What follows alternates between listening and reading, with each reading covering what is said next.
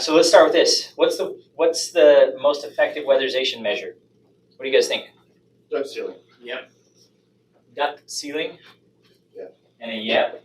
Why do you guys say that?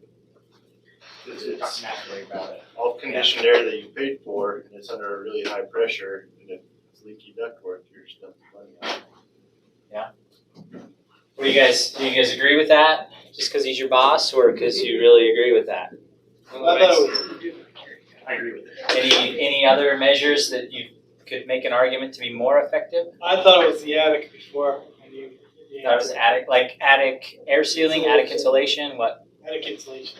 Gotcha. Yeah. So the reason I asked this question is to lead into today's discussion, which is all about duct leakage and duct leakage testing and fixing those problems. So yes, I'd like to make an argument that duct leakage is the most effective measure that you could address in weatherization. And just as Jesse pointed out, the reason it's the most effective is because you're going to pay good money to heat all this air, and the whole goal is to basically just recirculate the air. So you got some air in here. Let's say it's heating season. We got some air that's about 65 degrees. Well, we're going to suck it up the return. We're going to run it through the furnace. We're going to try to heat it up to 70 and push it back into the house, right? We're going to pay money for every BTU that we put into that air. Well, if you've gone to the trouble of drawing it up here and running it through the furnace and heating it, and then it just leaks immediately out into the attic and out into the outside, and it never makes it back into the house, what was the point? It's a complete waste of money, right? Like they spent money and that never made it into the building envelope to actually warm them up. And so if we could fix that leak so that we're not wasting the money, it would help save the clients a lot of money. And I would argue that that is the most effective thing you could possibly do. Now, why is it more effective than, say we had a front door over here and we had a leak on the front door? Why would fixing the duct up here be more effective than fixing the leak on the front door? Because that warm air's already heated the house, kind of. Yeah, if we actually It's got not that even having air, a chance to heat the house. yeah, if we got that air here and at least dissipated and some of the heat stays in the house, some of it leaks out, but some of it did its job, right? But this stuff never even got into the house to do its job. So yeah, it's basically a complete waste if you can't even get it back into the house. What about this return side? What if there's leaks over here? Do we care about that? Kills your furnace, your efficiency. How does it kill your efficiency? Rather than sucking in 65 and heating 65 degree air, you're heating 20 degree air. Yeah, so we're drawing some 65 degree air up here, and because things are moving, it's sucking some air in here. And so now we're taking 20 degree air, mix it in with 65 degree air, and by the time it comes through here, we've dropped it down to maybe 60. So now we have to pay even more to heat that air up because we mixed it in with that cold outside air. And all of the opposite applies during the cooling season as well. So yeah, so to address any of this duct leakage, either return or supply, is extremely important. And the reason why I say it's the most effective thing you can do is this is one of the lower cost things we do in weatherization. When you consider the cost of labor and materials on that, compared to some of the other things we do, this one it's lower. It's very cost effective to go and address some of these leaks and stop the house from bleeding money versus some of the other things we can do. So that's the contention I would make. Anybody feel any different than that? Are you buying what I'm selling? All right.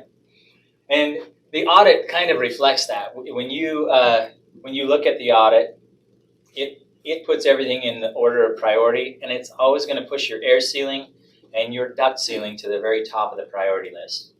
So you may not see the duct sealing up there very much because auditors don't often evaluate that separately. Most of the time it's part of the air sealing strategy, but you probably noticed if you've ever looked at the recommended measures list that it's always at the top of the list. If you only ever see the work order list, it may or may not. It may not show you what order of priority that's in, but the audit is basically placing that same value on it because it's one of the most effective things we can do. So with that, to kind of back that up, I went looking for some data, wanted to see if there was actual studies done or something like that to kind of back up what I'm selling here. And what I found two different studies. This first one was a study done by DOE. DOE in June of 2018, they compiled 44 studies that had been done over the last 20 years. And they were able to pull out of those studies data about duct leakage. And this is a summary of what they found. The first thing they found is that they found duct leakage to the outside of 100 CFM or more in 90 to 100% of the homes that were studied in those 44 studies. So these were homes all across the nation. 90 to 100% of them had at least 100 CFM of leakage to the outside. Which, is that a lot? Is that a little? What does that mean? Basically leakage. Any duct leakage is too much. Yeah. And I like that you're quantifying that in Yeah, some size. square inches or something. Yeah, it's kind of a lot. Think of it, if your blower, you got a 3-ton blower, only 1,200 CFM, that's 80% of your, or 80% of your air going out. Yeah, it's a lot. And then they also, the other summary that came out of that was I don't know if in all of the studies, but in all the studies they were able to pull data out of where they actually tried to fix it, where they did some duct sealing and insulation. They found that they were able to increase the cooling capacity by 33%, and then depending on the study, they got 16 to 41% increase in the seasonal system efficiency. So basically, they went out and they found that in how many homes had duct leakage? Pretty much every single one. And that when they tried to address it, they were able to increase the efficiency. So, and this is my contention that if you've ever wondered if that house has duct leakage, if it has duct, it has duct leakage. When you guys go out tomorrow and try to seal up your duct prop, I guarantee you will not get to 100% tight duct. When you're done, it will still have a little bit of duct leakage. So every home you come across has some duct leakage. We want to know how much and if it's whether or not we need to fix it. The other study I found was done by the folks at ASHRAE, and they found this was a smaller study, and this was actually done back in the 80s, so the housing stock was a little bit older. But they found that on 163 homes in California, Oregon, and Texas, so these are kind of areas around us, they found an average of 21% duct leakage. I hope that our duct is getting tighter, but I don't have any data to back it up. I don't know. This was kind of interesting though, is from this study, they calculated that to cause between 2,000 and 10,000 kilowatt hours per year of annual energy consumption. So that leakage, that waste was 2,000 to 10,000 kilowatts, which is at, I think I calculated this, 11 or 12 cents a kilowatt, which is about what we're paying on average in the state. That's $220 to $1,100 wasted per year. So if the house has 21% leakage, we just talked a minute ago, maybe 8% leakage, somewhere in there, we're wasting a bunch of money. Best case scenario there, at $220, what could your clients do with $220 more a year? Car payment. Car payment, what'd you say? Their bills. Pay a bill? Extra half a house payment. Yeah. Credit card bills, not in California. Take their wife out to dinner every once in a while, just for their own mental health, just whatever. Like, I'm sure every one of your clients would appreciate.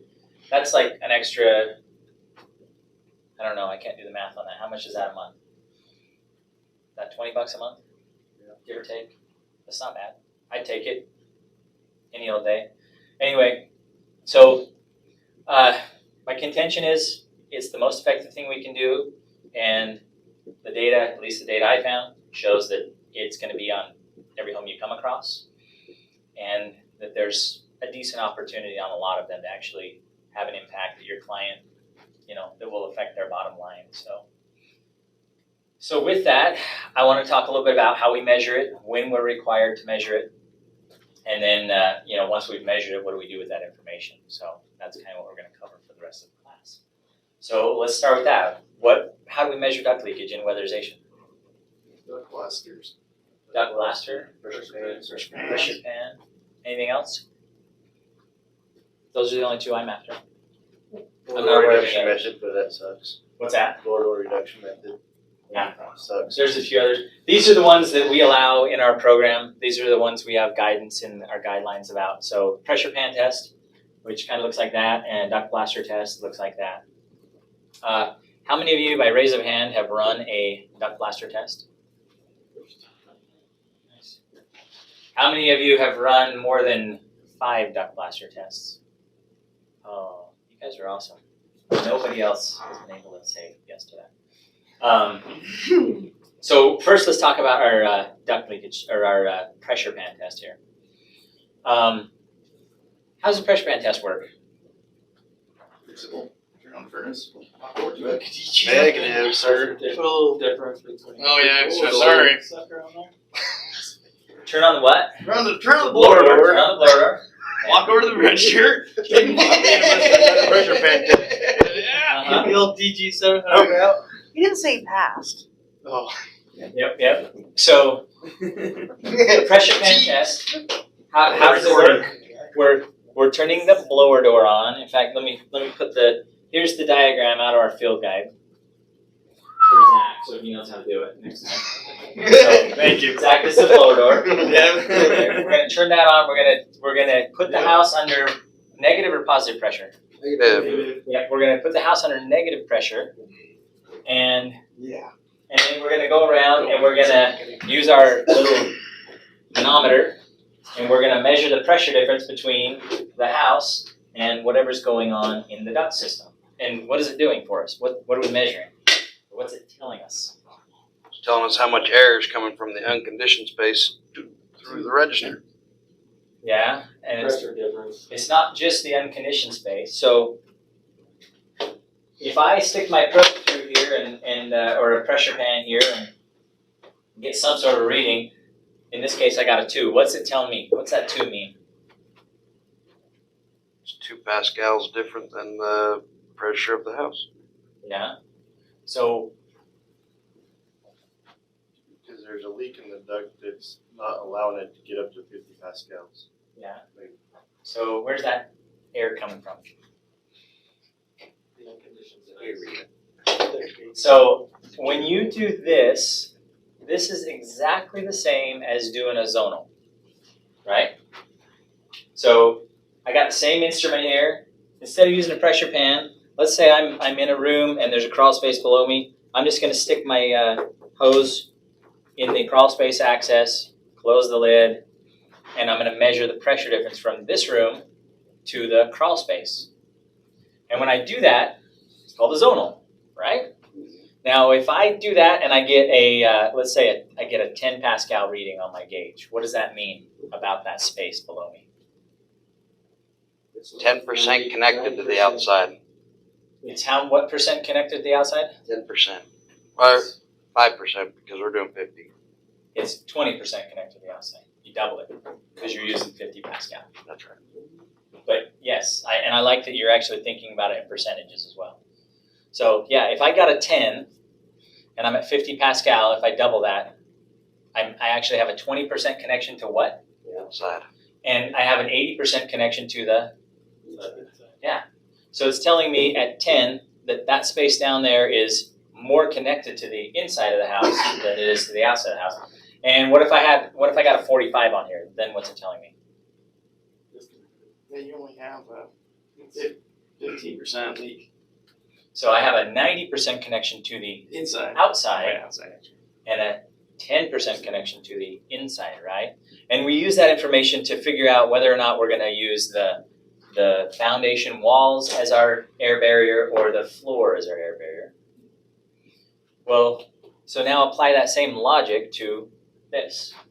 So when we get that measurement on our zonal, it's telling us how connected that zone is to the what? To the rest of the house. To the outside. So when I do a pressure pan to the duct, it's telling me how connected that duct is to the what? Outside.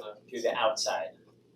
So there's two types of leakage that we're going to measure. There's total leakage and there's leakage to the outside.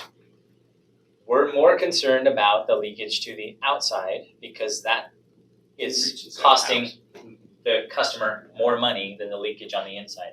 The leakage on the inside might be causing pressure imbalances. It may cause discomfort. It may cause inefficiencies in the system. It's still very important.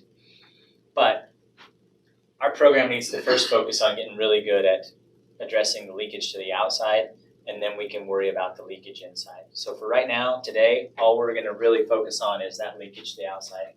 And I think it's important to note when you're using this, that's really all you're measuring. You're just measuring what's the connection to the outside, because that's what we're after, right? We wanna know, is there leakage to the outside? If so, how much? And if there's too much, then we will look at it to seal it. What do you got, Mark? I feel like this is where we need to find a good substitute for the foam, because I feel like we did our best duct sealing with the foam. With the foam? Yeah. We insulated it and it sealed it. I think But somebody read into it, no names are being named, and now we can. yeah. There you can still use foam, Well, I'm painting all but day. then you have to cover it with an emission barrier. So, and I'd love to see it. Like I think it'd be awesome if you guys figured out a way to do that. But yeah, I agree, and you're absolutely right. That foam creates a phenomenal air barrier. So if you can find a way to do it and make it cost effective, that'd be awesome. I don't have any great ideas though. Me neither. Sorry. Now, Okay, so the other thing about, so remember this is a zonal, right? So in this picture, we're getting a 2 over here. In this picture, they put their pressure pan on this duct. It looks like a return duct, and they're getting a 7. What's going on there? What's the difference? Return duct's leakier. The return duct is Leakier air what? leakage. Leakier? What'd you say? It says indicates major air leakage. Yeah, so this could be leakier. This could also be closer to the leak. Oh, that's Right. okay. So it's like it really could, like there's a couple leaks here and there's a lot more leaks here, so you would expect to see a higher number here. I've also seen systems where this end of the duct is actually pretty tight, but I got a 2 there because there's a big hole over here. So keep those two things in mind when you're looking at these readings and thinking about what they mean. The same applies when you're doing a zonal. Like, I don't know if you've ever done a zonal into the attic.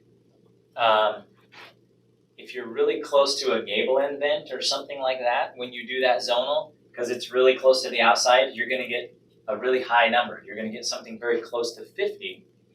But if you were to take in that same attic and go over toward the middle of the house and stick a probe in the middle of the house, it's gonna give you a lower number. You're gonna be down in the 40s somewhere. And so that's why it's important when you do zonals that you actually document where you tested your zonals. Because depending on how close you are to those big holes to the outside, you're going to get different numbers. And that's also why years ago we started thinking, well, could we adopt a standard of just getting your attic to a 45? But the problem is it depends on what you're measuring from. So it just wasn't a great standard. But anyway, when you're doing zonals, that principle applies. Since this is a zonal, it's the same idea. The closer you are to the leak, the higher that number is going to be. So it could mean either more leaks or just bigger leak over here, and that other part of the duct could be tight. So keep that in mind. But that's a pressure pan. That's all we're doing is zonals into the duct system, and we're testing for a connection to the outside. And that's what we're most concerned about, if we can plug those holes to the outside. And then the Duct Blaster. So with the Duct Blaster, there's 2 tests that we can run. We can either run a total leakage test or a leakage to the outside test. If you're going to evaluate on the audit using your Duct Blaster numbers, you actually have to run both of those tests. And you also have to do a static pressure test. So the pressure pan test takes a little less time than those other 3 tests that I just listed. I don't know, anybody have a feel for how long each of them take you guys? How long does it take to do a pressure pan test on most homes? 5. Depends on how much stuff you have to move. It's under Yeah. the bed, couch. I feel like when I'm doing it, it takes me about 10-15 minutes to do it. And how long does it take to run a Duct Blaster? Well, both of the Duct Blaster tests. And Hour plus. About an hour. honestly, I think I've done it at about 4 or 5 homes, and it has taken me about 45 minutes or more each time I've done it. So it's a little more involved. It is more accurate. With the pressure pan test, do we have any idea how big the hole is? All we know is that there's some connection to the outside. On this test, this will actually give us enough information that we can quantify that and say the hole is roughly this big, or the combination of all the holes is roughly this big.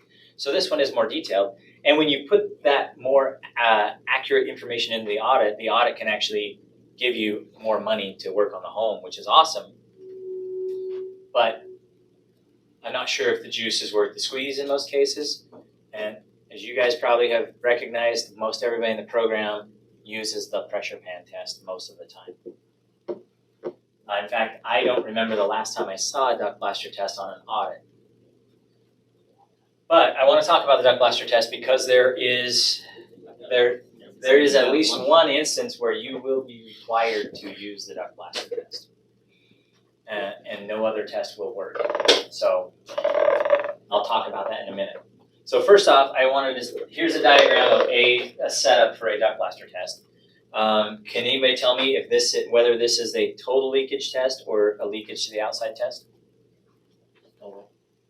Total because it's going below. There's no blower door, it's a total. Yeah, because you got the window open, it's at 25. There's no blower door. That's the biggest indicator there. So how does the Duct Blaster test work? So this one's a total leakage test. And if you take a look at this diagram, think about the Duct Blaster test. It's just a blower door test. That's all it is. It's the same thing. We're just using a smaller fan, and we're using 25 Pascal of pressure instead of 50. And we're just blowing it into the duct system instead of into the whole house, right? But it's just, all we're doing is blowing air in. We're measuring at a certain amount of pressure how much flow there is, and we're doing the math to figure out what that means. So when we do a blower door test, we put the house into winter time conditions. Why do we do that? Why do we close all the windows and doors on a house? More heating days and cooling. Keep heat. So I want to take them out of the equation to find the actual leaks. Yeah, so if we're measuring the leakage of that house, we don't really want to measure, if I slide that window open, I don't want to measure how much air can move through that open window. Those are the openings that I intentionally put into the building envelope. I want to close all the windows, close all the doors, and I want to measure if there were any unintentional holes in the building envelope.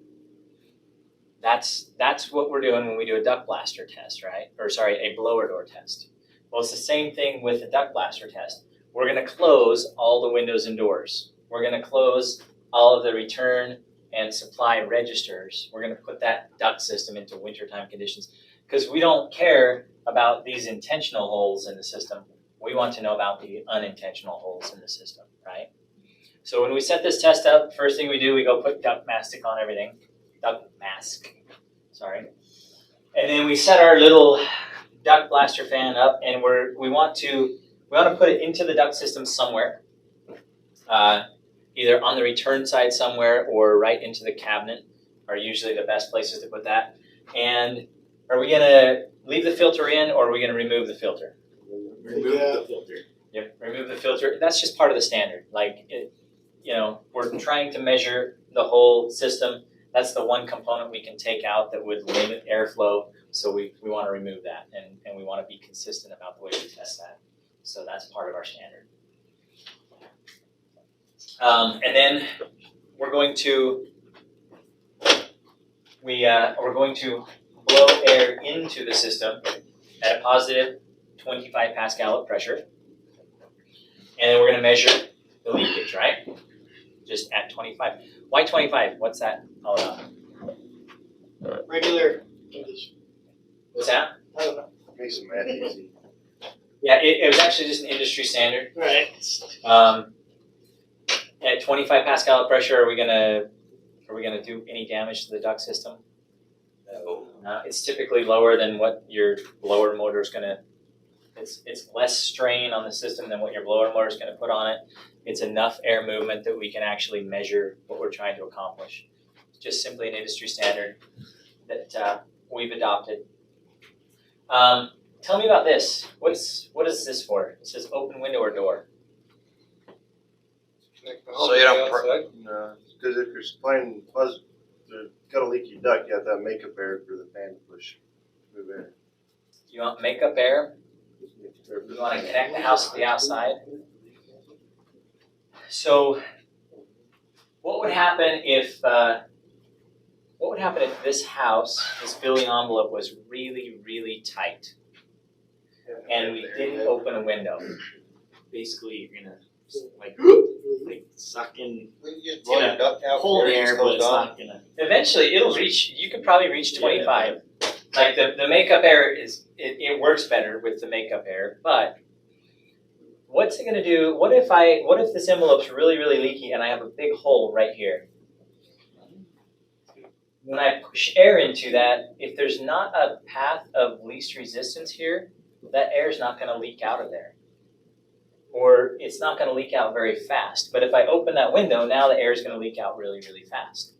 The whole idea is we don't want the building envelope affecting our total leakage number. If this was super tight, you could actually end up eliminating all of the ductwork that's inside the home, and you'd only be measuring the leakage to the outside. If our goal is to measure the total leakage on this test, you actually want all of these spaces to be as connected to the outside as you can. And well, not as connected as you can, because then you'd open up all the windows and doors. You need to open up an opening on that envelope that is at least as big or bigger than all of the leakage in the house. In most cases, just having your blower door fan open will be enough of a connection to the outside. So typically, when I have run this, I just finished running my blower door on the whole house, and if I just leave the fan in place and I leave the shroud open, then I've got enough of a connection to the outside. If you're ever concerned about it, kick another door open. If you ever want to test it, run it with and without, and you can see that it won't really affect the numbers as long as the duct isn't if the hole in the duct isn't, bigger than that. So, but yeah, it's important that you actually have that connection to the outside so that the building envelope's not affecting your measurements. But that's the total leakage test. So we've done our little blower door test here, and it'll tell us what the total combined leakage is, all inside and outside. And then the next test is the leakage to the outside. So on the leakage to the outside, this is the one where we use the blower door fan. And what are we doing with the blower door fan? Pressurizing the house. Why? What's the blower door fan doing for us in this test? Eliminates the duct leakage inside the envelope. It's bringing the pressure the same. Yeah, so all we want to measure on this test is all of the leakage to the outside. We basically want to eliminate all the leakage that's going on inside. And the way that we do that is we use physics. We use a blower door to blow on the duct from this direction with 25 pascals of pressure. And we use our little blower door, or our little duct blaster, to blow on the duct from this direction with 25 pascal of pressure. Yes? With that one, do you still have to cover all the registers? That's a great question. So in this picture, they left them off. And that's our picture in the field guide, correct? Mm-hmm. So does it matter? Yes. Yes. Does it matter? Same thing as opening the window. You don't want the duct mask to be. Because you want But the blower door is pressurizing the house the same, so whether the registers are open or not, the pressure is the same inside the duct and outside. It's basically going to counteract it and push it together. Okay, so here's my little demonstration. So this piece of paper represents the duct, and I've poked a little hole in it.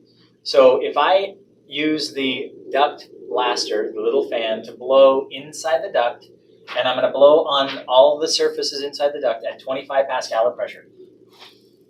And there's gonna be some air coming through that hole. There's gonna be some leakage. Now, if I take my blower door and I blow from this side of the duct with 25 Pascal of pressure, how much air is gonna leak through that hole?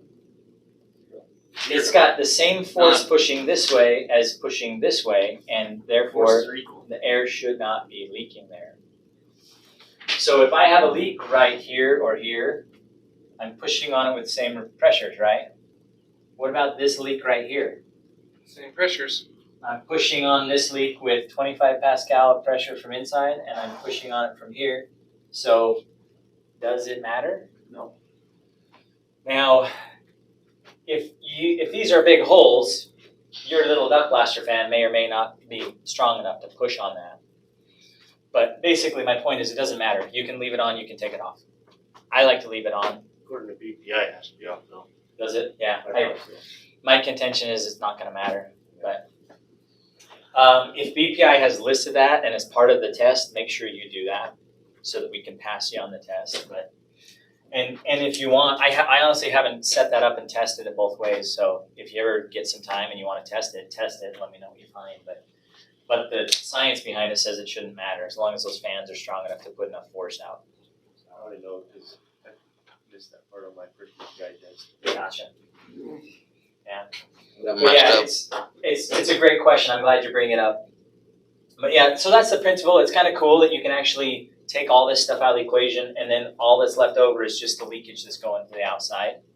And that's what we're after. We really want to know what's going on, what's going out the attic, out the basement, what's being wasted, and then what can we do to fix it. So that's why that's a valuable test. And again, this test takes longer, but it gives us a much more accurate reading.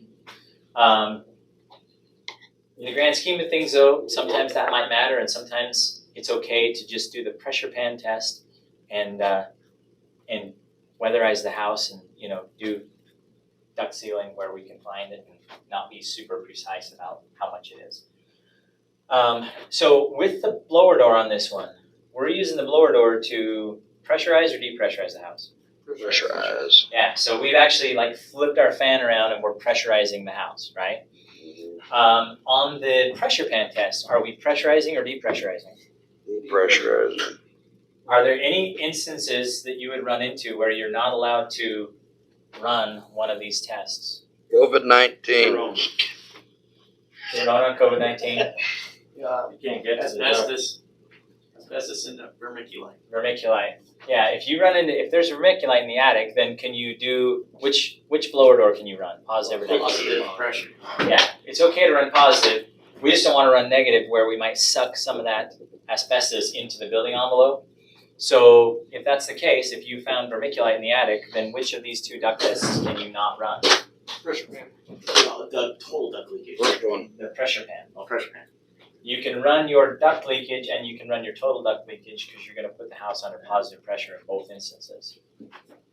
Yes. So you can't do pressure pan with positive pressure at You can do it, but you're going to get such drastically different measurements, and I don't have enough information, so we haven't set a standard for our program. So when I'm doing audits now, we have to pressurize the blower door test. I can't do pressure pans. Correct.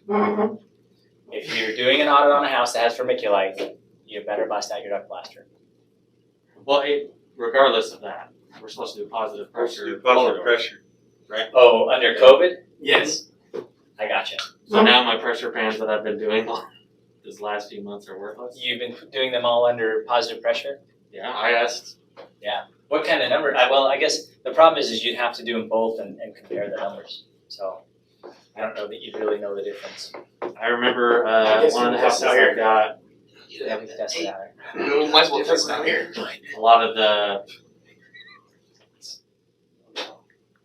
lights. I can't think of what they were. Can lights. They were all like 30 something. We'll test it out here and see. I tested it out here about a month ago and I was getting drastically different numbers, but I can't even remember offhand what they were. So when we get out there, let's flip the fan around and see. But yeah, and I didn't realize you guys, I'm assuming that's within your agency, you've made a policy to keep the house under positive pressure, so. We're supposed to be doing I that. thought that was, yeah, Brad. That's the part I of the don't, license. that may be, wasn't aware of that. Other yeah. agencies are. If there's a reason why you can't, if you have to put the house under positive pressure, we don't have a standard. Right now, our standard is that 2 Pascal with the pressure pan, but that's under negative pressure. So. They move in 3 directions. Sorry, these keep popping out. Oh, you're all right. Where to put 'em? Anyway, so that's Duct Blaster test. That's how it works. Be aware there are going to be some instances where you have no other option. You're going to have to get the Duct Blaster out. I've done a few already. For all my guys, we run them at 50 Pascals. The mean rebates are huge. Like new vehicle, if we did it on every house, kind of huge. It's the biggest rebate you get. Is duct sealing. So So 50 the Pascals rebates are huge. Yeah, duct sealing rebates are way big. If we did every house, we could buy a new vehicle every year just off the mean rebates. Crap. Yeah, we got the, Isn't that the camouflage van? I would say that's just how big they are. And That's- the Dominion rebates requires them to be done at 50 Pascals. You can't do them at 25. we can do them at 25 and did a conversion. Yeah. But either way, I mean, if you can do it, you got blower orders. So Somebody can't do you'd end up, well, on the audit, you can do them at 50 and put that into the audit too. Yeah. You wouldn't have to run them both Yeah, ways. and you can convert it, but you have to have the Duct Blaster software to enter it in, and then it'll convert it to 50 for you. If you enter it in as 25. Gotcha. So you don't have to do the math. I think I'm okay if you put it in at 50 on the audit, because as long as, and we'll get to a screen in a minute, but you can put 50s in there instead of 25s, and it'll do the same thing. So that's good to know. I was not aware that the rebates were that big. Yeah, that's the biggest rebate you'll ever get from Dominion is duct sealing. Nice. And it's by linear foot too. So if you have 150 square or linear feet of duct out in your envelope, it's like $5 a foot. Nice. Very cool. So the question was this: when are these tests required? So when are you required to actually do some sort of duct leakage testing on them? Whenever the duct is out of the thermal envelope. Whenever the duct is outside of the Building envelope.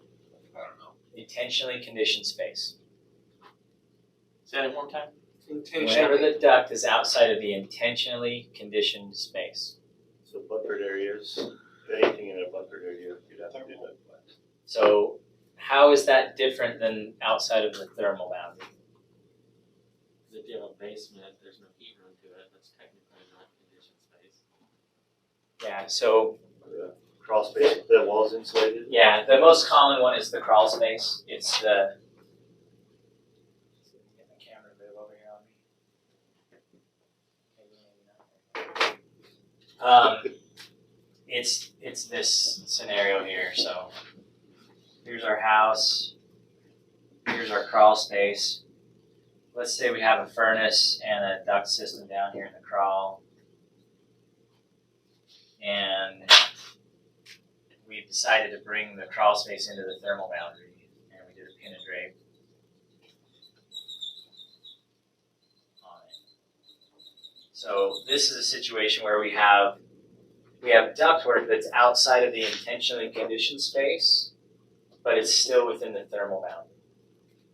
So why would I care about the duct leakage right here? Because it's still not going into So the, it's not getting into the where you want to pay for it. Yeah, we don't want to heat this space if we don't have to. We definitely don't want to cool that space. Yeah, cool, It's- yeah. It's a waste. Anything we put in there is a waste of money. Now, you could argue that it's less wasteful than this stuff out here, that this is just going directly outside. Because sometimes the heat, dissipates into the building envelope. So I don't think it's a complete loss, but there is still a loss there that we don't really want. So. you don't have to insulate the pipes. Yeah, well, I like the thermal strategy there, but just be aware that when it comes to duct sealing, you still have to address the leakage there. So I think putting all that in the thermal envelope and not having to insulate the pipes and everything else is the smartest thing we can do on most homes. So.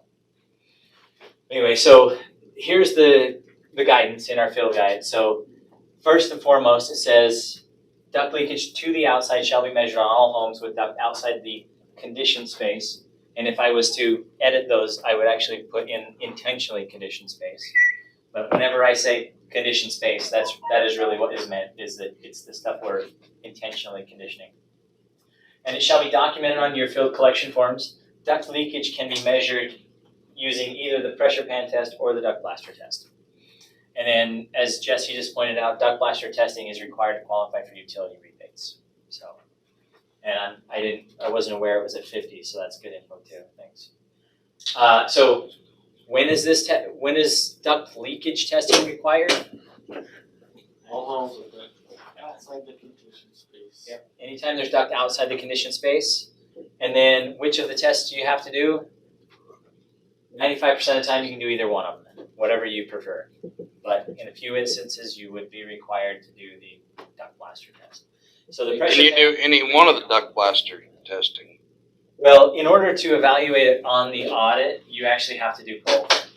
You have to do leakage to the outside and total leakage and static pressure, and put all three of those results into the audit. Otherwise, it doesn't work. Which isn't hard if you just do your blower door and then set up for leakage to the outside test, and then just go through, cover your registers, turn on your Duct Blaster, then that's your total, and then Done. they go hand in hand. Gotcha. So the pressure pan testing, here's the standard. So pressure pan testing should be conducted in accordance with what we have in our field guide. And then all pressure pan shall be conducted while the blower door depressurizes to -50.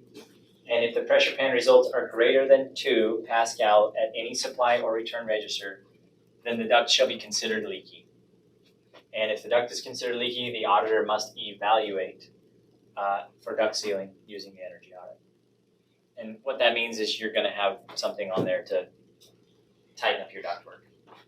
So that's what I mean by evaluate. You're gonna have a measure on your audit to fix that.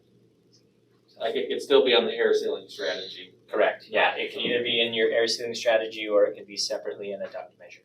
But either way, it has to be on there somewhere. And then the Duct Blaster testing, so that standard is pretty simple. It's just 2 Pascal, it's really easy. And a couple years ago, when we first adopted this standard, it was a combination. It was like the average of all of your supplies and returns, but that is not the standard anymore. It's if any one individual duct is above a 2, you consider the duct as leaky and you need to do something to fix it. So the Duct Blaster test, it shall be conducted in accordance to our field guide standards. If duct leakage to the outside is greater than 8 CFM per 100 square feet of conditioned floor area, then the duct shall be considered leaky and the auditor must evaluate for duct sealing on the energy audit. So this one's a little bit of a different standard. What does that look like? What's 8 CFM per 100 square feet? Like if we do an example here, Square feet divided by 100 times 8. yeah, so let's say this home is 1,500 square feet. And we have, let's say 145 CFM of leakage to the outside. Would we consider that duct as leaky? What's that? You think it's leaky? So can somebody walk me through the math? How do we figure this one out? 1,500 divided by 100. So 1,500 divided by 100 is what? 15 Times that by 8. times 8 120. equals 120. So what does 120 mean? That's your max CFM before. Really? You're over the 100, so. So if we could have up to that, if it's over that, then we have to consider it leaking. So 145 is over 120, so yeah, we would consider this duct as leaky and we need to do something to fix it.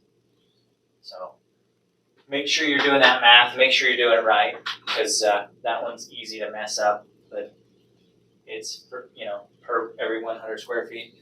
That 8 is actually double the energy code. The energy code right now is if you build a new home and you have to meet this standard, then it's you get 4 CFM of leakage per 100 square feet in your home. So in that home, you get 60 CFM of leakage to the outside, so it's a fairly tight duct system. But we decided for a good place to start, we'd just double the energy code. And how are we doing in our program? Not very good. I have no idea. Oh. This is the part that we need to work on. Figured that's why we were here, because we weren't doing very good. No, I actually, just you. I don't really know. I don't know how leaky our duct is, and I don't know how good you guys are at sealing it. You don't know unless you're doing a duct blaster. We, across the whole program, we need to test in and we need to test out, so we can figure out how leaky the duct is and how good we are at fixing it. When's the Duct Blaster standard only coming out? We had it a few years ago and nobody ever did anything. Like, nobody ever busted it out. And so then we gave this easier standard and we got a little better, but all of the houses I monitored last year, 6 of the 7 agencies did not do it right on one or more of their audits. And basically the average was that it was about, I think it was like a 48 or 50% error rate. So like half of the homes that I looked at last year, and it was just a 5% sampling of all the houses, but half the homes I looked at last year, I think across the board it was that they did not do duct leakage testing when they should have, was kind of the problem. So to fix that, I want to talk about when is it required, talk about, which houses would you be required to do that on, and I'm going to show you how we're going to document it a little bit better. And hopefully by doing that, then everything down the line should get better as well. At some point, we could absolutely go back to the Duct Blaster testing only, but it's open for debate when we get there. But for right now, I'd just like to get to where we're actually testing every house we need to test. I think that's a pretty good starting point. So anyway, so those are the basics of our program standard. There are more details on that, and if you're ever wondering more about it, just go take some time to read through that section. But those are kind of the highlights there. I want to talk about what it looks like when you put it in on the audit. Now this is important for those of you who are out on the crew as well, because I think the main thing that I want to understand if I was on a crew is just like, why do I get a measure where the duct sealing is included in the air infiltration strategy? Like, why is it all combined into one? And then on other audits or other jobs, it's separated. And I also think it's important for the crew to understand that the auditors are supposed to actually put, when they write an air sealing strategy and a duct sealing strategy, they're actually putting those things in the order of priority. So if you're wanting to know where to get started on that, or where you should focus your energies first, it should be kind of written in the appropriate order. Now, at some point, the reason why we put it in that order is because we want to be cognizant of, at some point we're gonna run out of money, and if you had a really, really comprehensive list of all the things you could do, at some point you actually need to stop spending money because you're out of money. And each agency kind of deals with that differently. And an auditor might just write 4 or 5 things to do because they're estimating that that's where you'll run out of money. Some auditors may actually say, you've got 5 man-hours, don't go over that, and get as much of these things done as you can. And then other agencies aren't dealing with that at all. They just put a list together and hope for the best. But be aware that when you put this together, you actually have a limit of how much money you can spend, and that money is all of your materials and all of your labor combined. And so you would not ever want to be out in the field and make a decision to do something really, really expensive to fix something without talking to the auditor and making sure that it's going to fit within the budget. And the auditor as well, when they're writing these, they should be thinking about, how expensive is this? How many materials will go into this? I'm not looking for like itemized cost breakdowns and things like that, but just in general, we want to be thinking about that, making sure that when we write an air sealing strategy that it's going to align with our budget, which on this example, we have a budget of $455. If we spend more than that, then we actually go below an SIR of 1. So So like to do great it, question. Great question. Does it matter anymore? So what Jesse, I'm assuming what you're talking about is the Department of Energy a year or two ago actually put into their guidance a little clause that allows us to actually go under an SIR of 1 on our air sealing strategies, which is awesome. So we can drop below an SIR of 1 as long as the cumulative of the whole package still has an SIR above a 1, right? So it's kind of like an incidental repair where we do these incidental repairs as long as we're still saving enough energy on the whole job that the whole job still shows that we have an SIR of 1 or greater. So you can drop below that, but there is one caveat which I really, really hate. It cannot include duct sealing. Yeah, that is a standalone measure. Which means if your air sealing ever drops below a 1, you would have to have either had no duct outside of the condition space, or you would had to have had evaluated your duct sealing as a separate measure. So it gives us a little bit of flexibility, but I feel like the risk is almost greater than the flexibility is worth. But we decided to throw it in there this year and see if it's helpful or not. So be aware of it. If you guys are doing blower doors on every job, then it's nothing to worry about, because that means you're evaluating your duct separately and you don't have to worry about it. But if you're doing the pressure pans, it's something to be concerned about if you ever bump up against your budget on this. Okay, so on the audit, if you've done a pressure pan, then on the MIA, there's actually a way to evaluate that your duct leakage as a separate measure.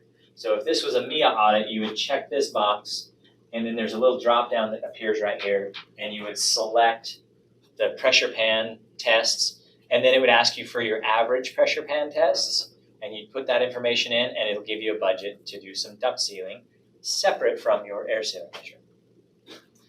Do not confuse that though, because the MIA is going to ask you for your average, but our program standard on the pressure pan is still any individual duct at 2 Pascal or greater is considered leaky. So if you average it out and it says you're at a 1.8 on average, but you had a duct that was at a 2.5, you still have to consider it leaky and you have to address it. And your audit should give you a little bit of money to do that with. But that's the MIA.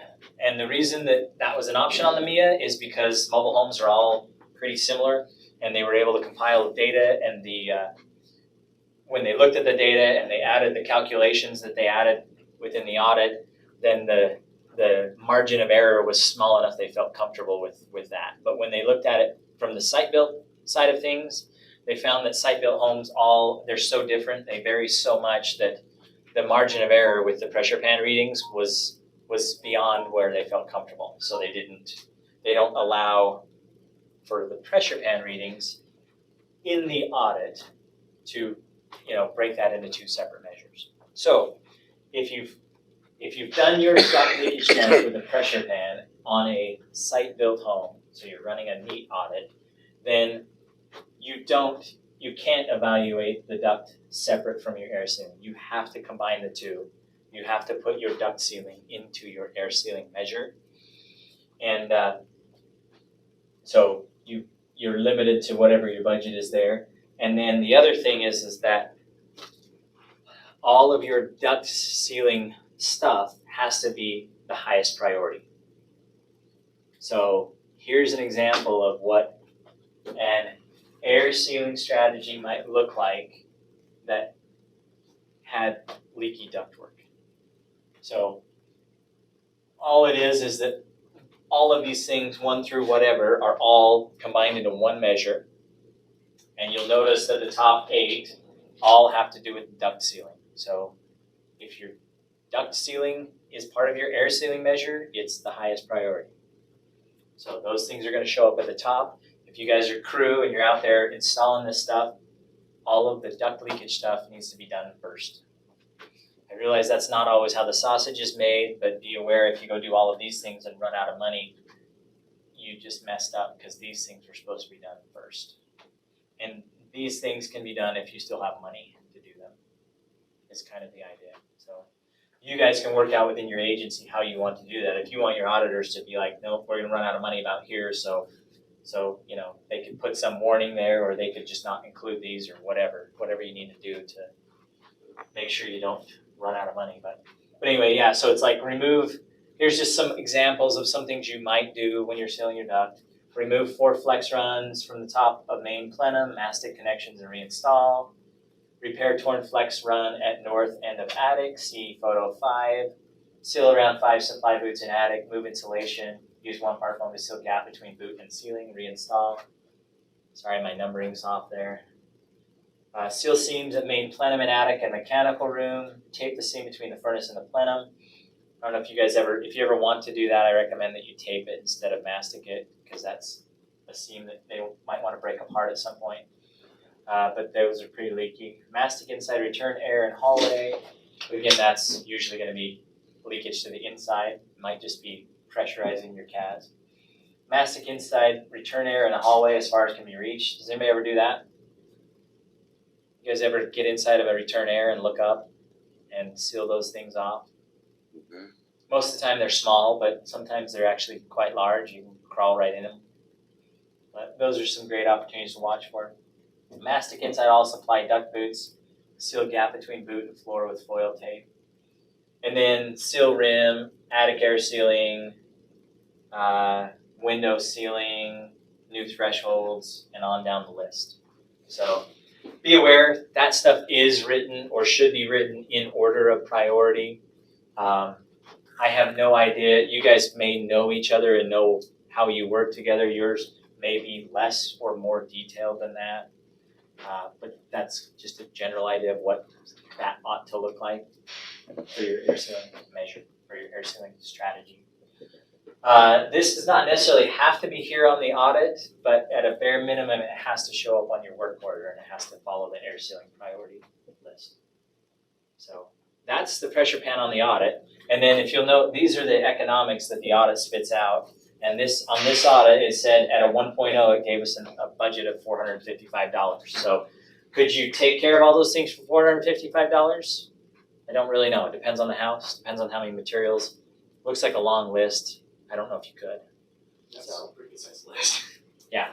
So you want to be aware of all that stuff.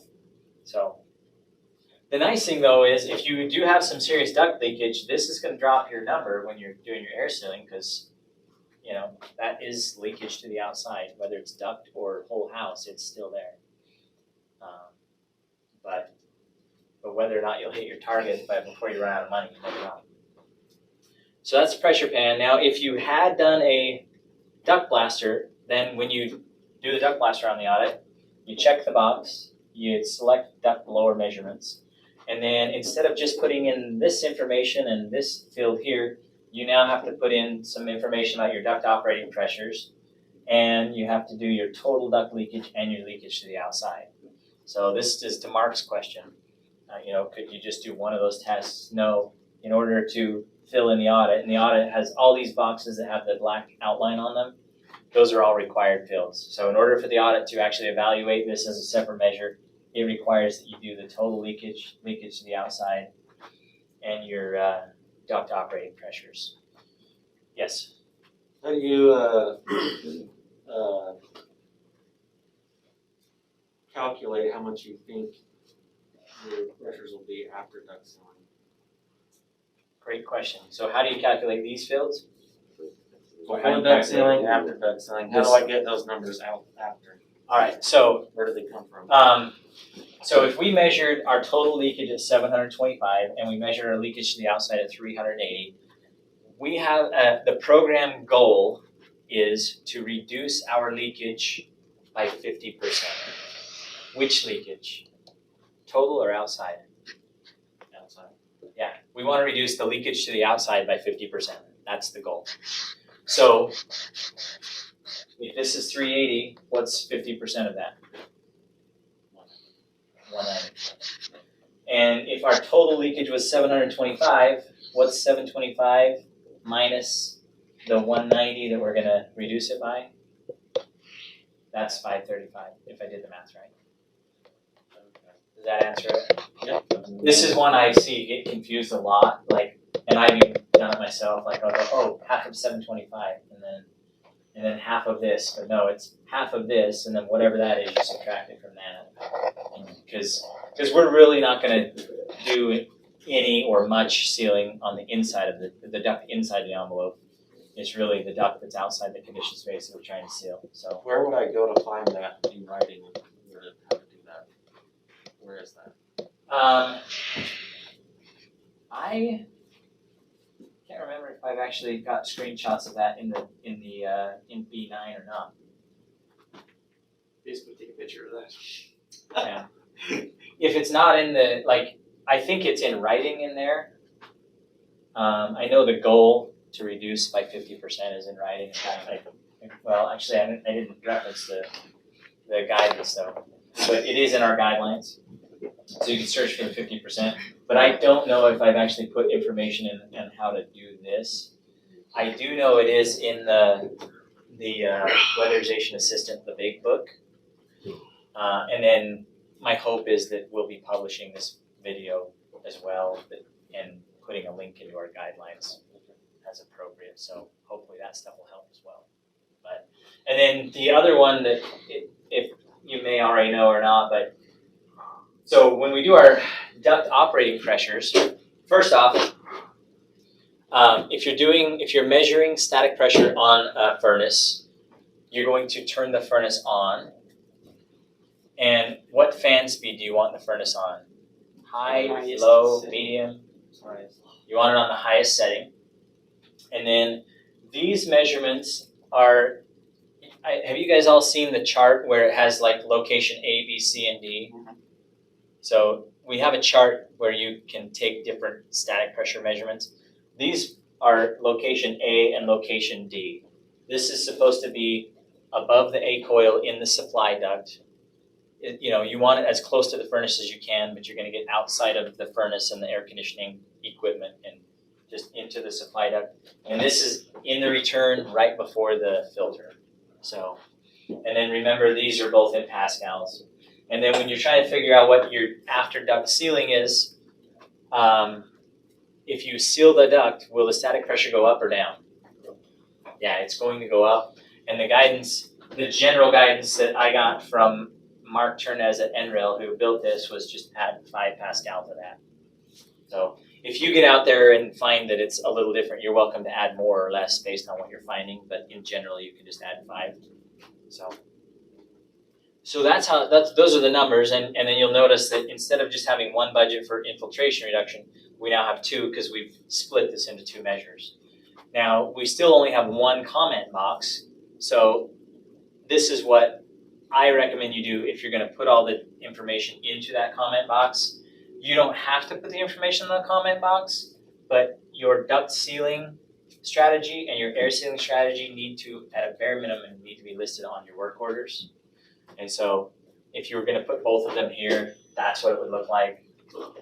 But I also look at your work orders to see if it's there. And then all I've done here is I just took those first 9 items and I put them under the duct sealing measure, and then I put the other items under the air sealing measure. So they're now 2 measures. And then this is what's interesting and kind of cool about the audit. If we took the time to take these more precise measurements, then the audit, so it's split it into 2 measurements, or 2 measures here, one for duct sealing and one for air infiltration. But look at how much money the audit gave us at an SIR of 1 to seal the ducts on this house. $2,800. What could you do with $2,800 to seal ducts? Blow the hell out of it. You do the entire thing pretty much. And probably seal it with Would your you do stuff. it? What if you had a jumper duct on a mobile home that you couldn't get to? Could you fix it with $2,800? What would you do? I can pay somebody to fix it. Get a crane? Could you cut into the floor and fix it and repair the floor? Mhm. If you can get under the trailer. Well, if you can't Yeah, get that's- under the trailer, if you're limited on height, but you know that you have a disconnected jumper duct, like, basically my point is, for that amount of money, you could solve some of these problems that I am seeing us walk away from. Now, Are you required to cut into the floor, or could you cut into some drywall in a garage and fix a disconnected duct and then repair the drywall? Like you're thinking. So these are worst case scenarios. That's a tool you'll only pull out every once in a while, but be aware that if you have a big enough budget, that is something that you could fix if it's the right thing to do. If it's, what about if it's not on the work order and the field guy sees something, do they?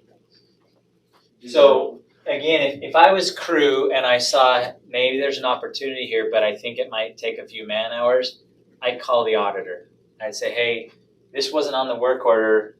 I'm wondering if there's enough in the budget for us to address this. So Question, is this the same house? You just changed? this is actually the exact They same gave house. you $200 more on air sealing too. Yes, thank you for pointing that out. That's the other thing that the audit does. Is so we started out with $455 and now we have $637. Why? I have- Leaky house and leaky. I have no idea why. The answer that I got from NREL was that by putting the more precise numbers in here, it allowed them to do more precise calculations, and in a lot of cases, it will give you more money. In some cases, it gives you less. I would think most of the time it would give you less because you're gonna address some of the leakage that you measured down here, up here. But in actually, when I've run them, it seems more often that it gives you a little more money down here. So if you ever wanna call me and say, I don't have enough budget to fix this, I'm gonna first say, did you run a Duct Blaster test and evaluate it separately? And if you did all that and you don't have enough money, then you don't have enough money. It doesn't pay back. But You have the first section that shows under BTU save. I don't on these screenshots. I could pull it up on after the class if you want on the thing, but I should have pulled that up because that really is the millions of BTUs that we save. Like in my mind, that's the most accurate measurement of how effective we're being, is how much energy did we save. If this allows us to save a bunch more. I'm wondering if combined, so on the previous section where they're combined, if it's as much as this where they're separated out. Gotcha. Yeah, I'll have to take, if I remember, I'll take a look at it tonight or tomorrow morning and let you know what I see. But, how come it's giving us $2,800? Because once again, that's the top priority on the list. Yeah. Do you remember my slide that showed like $200 to $1,100 in savings per year? Right. What's the life of a duct sealing measure? Is it 15 or 20 years? Does anybody know? I'm thinking it's 22, but I have to It'll be double check forever. it. So, if we could save $200 a year for 20 years, how much would we save the client? Good chunk of money. $4,000, right? Over the life of the measure. So, if we're saving them, if this is a 20-year measure, then we're saving them. I don't know. That's We're saving like $100,000. $6,800 a year right there. Or sorry, in 20 years. That's the savings in 20 years. Yeah. $6,800. So that's why it's giving you a chunk of money. It's basically because if we're telling it that we could reduce that leakage to the outside by 190 CFM. I think that's what it was, and that's huge. And that much leakage is really expensive, and so it's showing that at an SIR of 1, you could spend up that much money. So be aware of it. It's a great way to do some, like, make a major impact for your clients. So, again, that's the goal. It's 50% reduction. I have no idea how close we're getting to that right now because we need to measure in, we need to measure out, and we need to track it over time. And right now we haven't gotten really good at measuring in and out yet. So let's start there. So with that, in order to measure in and measure out, I'm asking you guys to record the duct status on every job. So I pushed this form out to the technical group about a month ago. You are not required to use this form. This is a form that Burl from Mountain Lands made. This is the first page of that form. It's like 15 pages long. I like it. I did an audit with it last week, and when I was all done, I had forgotten one thing. And that one thing was just that I forgot to look at the client's health and safety evaluation and compare it to my health and safety evaluation. So this form is pretty thorough. I feel like it does a pretty good job to help me remember to gather everything I need to gather. I have recently added to the middle of this front page that section that says duct status, and I want to talk about that in a second. First off, here's the guidance on it. So we already read this B98L.I says duct leakage to the outside shall be measured on all homes outside the conditioned space and shall be documented in A03 field collection forms. So this is not new, it's been in there for a few years. You're required to document, you're required to do duct leakage testing and document it on your field collection forms. Also, you've been required for a number of years to note or document whenever there are no ducts outside of the conditioned space. This is something that auditors are just forgetting to do because they haven't had a good form to help them remember to do it.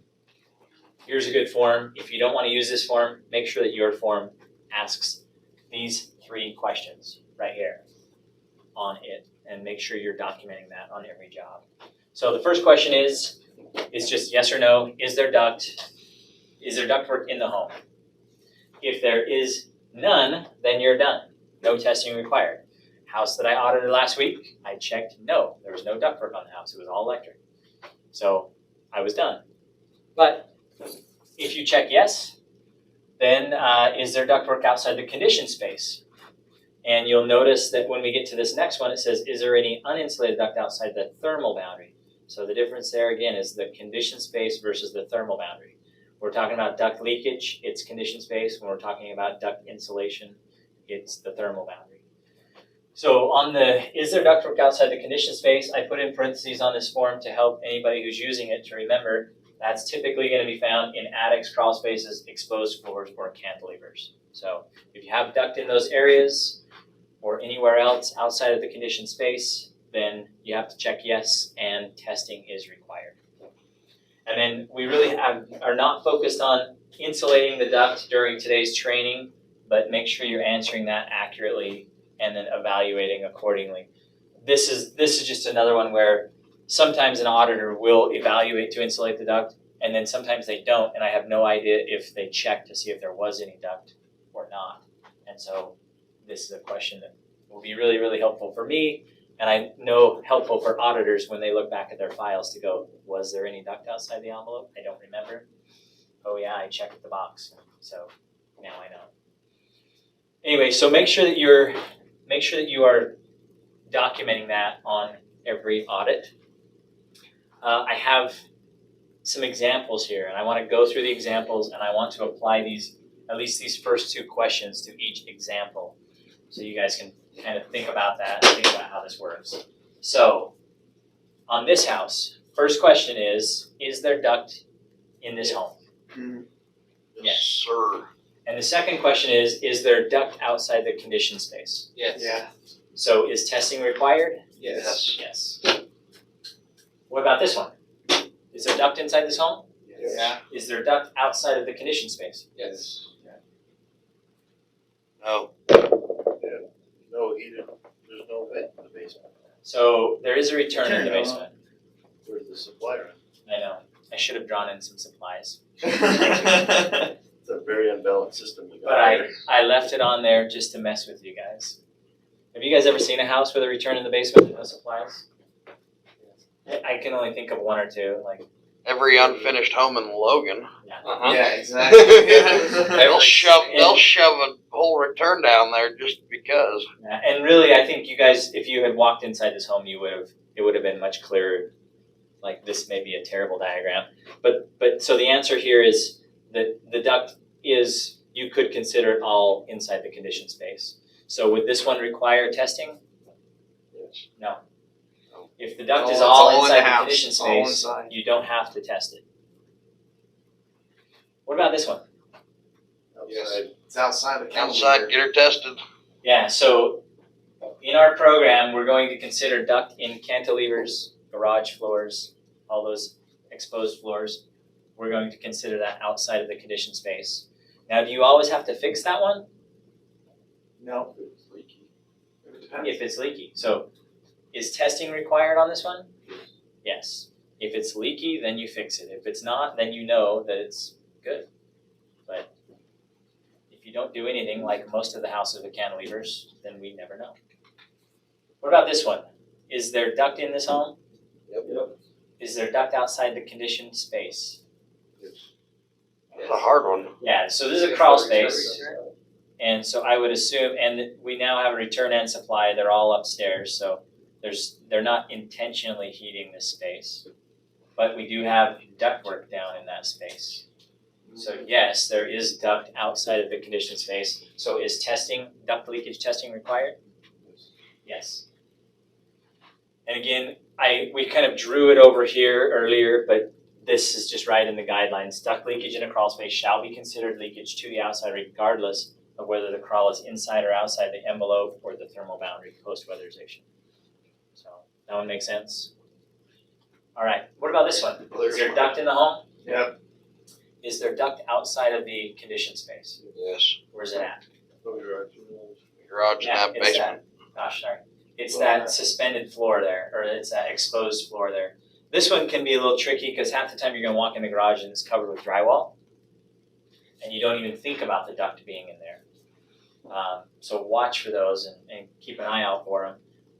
You're required to test it. Are you required to fix it?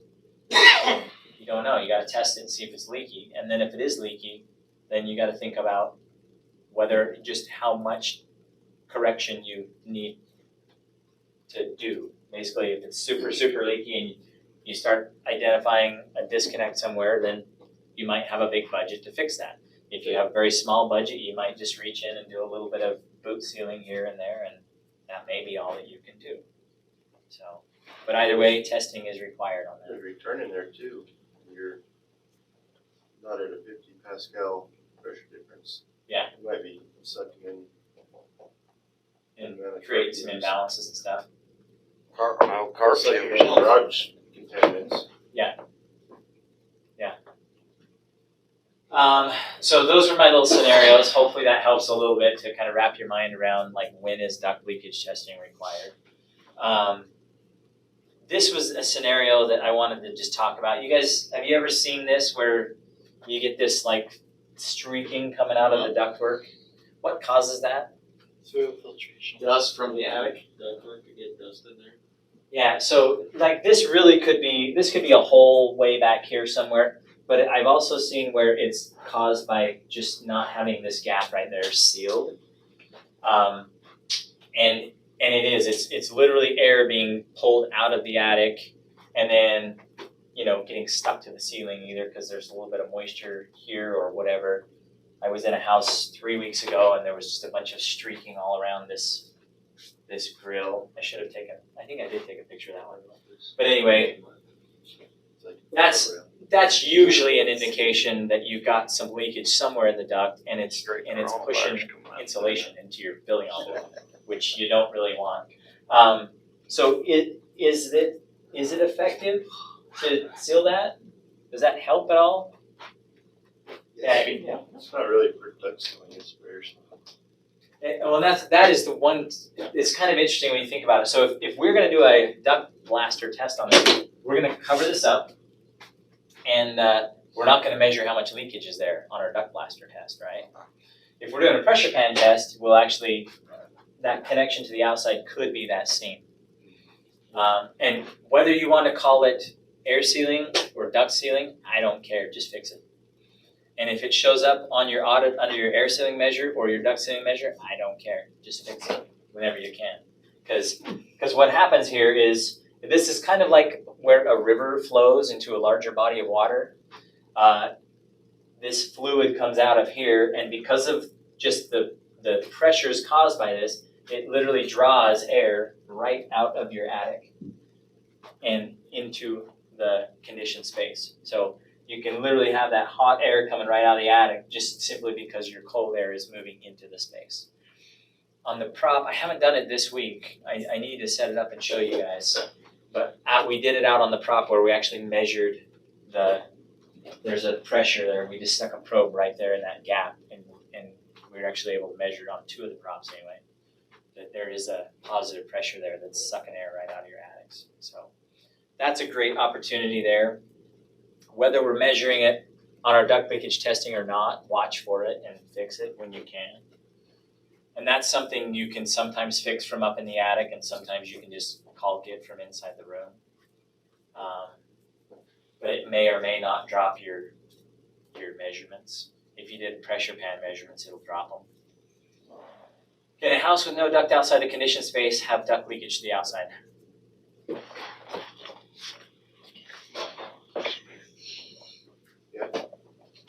Yeah. Imbalanced system. Well, if you gotta chase down a floor joist and it's a leaky rim joist. Yep. Then you're positively pressurizing the floor joist and it's going out the rim joist.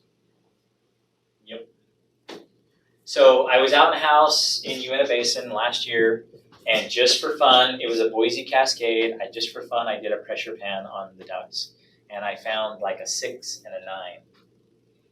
And I was like, huh, that's interesting. Those are some pretty good connections to the outside. Finished basement, finished upstairs, and it's basically leakage at the rim. So watch for those. Just new construction too, a lot of the elbows that come off the top, a lot of them get broken, nothing done about. Yeah. So. Yeah. There's. Yeah, so if you got your blower door going, don't pass up on the opportunity to just go check a couple of things with your pressure pan. Like if you might find something like this and go, oh wow, I didn't even think about the sill, or I didn't even think about that duct leakage that I would have walked right by because there really wasn't anything outside of the conditioned space. But to fix this, just get Zach on the end of some 2-part foam and drill a couple holes and seal that right up, right? So anyway, all right, I think, yeah, that was the end of my slideshow there. So